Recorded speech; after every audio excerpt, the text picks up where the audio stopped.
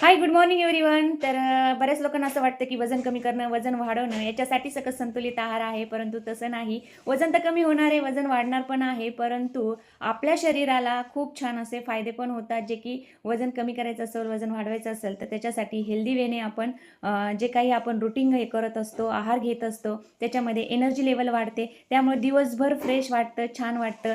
त्यानंतर रोगप्रतिकार क्षमता वाढते. ते म्हणजे आपल्याला आहाराला, जे काही आजाराला आपण फाईट करण्यासाठी आपल्याला ती रोगप्रतिकार क्षमता कामाला येत असते. तिसरं म्हणजे आपला चेहऱ्यावर ग्लो येणं, केसामध्ये चमक येणं, केस गळती थांबणं, याही गोष्टी आहारामधून होत असतात. सगळ्यात महत्त्वाचं त्यानंतर आपली जी काही व्यायाम करण्याची जी क्षमता आहे, स्टॅमिना आहे, एनर्जी लेवल आहे, ती वाढते. आणि सगळ्यात महत्त्वाचं आहे किंवा आपण जेही शरीराला देत असतो ते रोज घटक आपल्याला लागत असतात, परंतु घरच्या खाण्यामधून ते न भेटल्यामुळे आपल्याला हे प्रॉब्लेम चालू झाले असतात की कोणाचा एच-बी कमी आहे, क्रॅम्प्स येत आहेत. त्यानंतर डायजेशन हेल्थ छान होतं, पचनक्रिया सुधारते, पोटाचे आजार कमी व्हायला लागतात.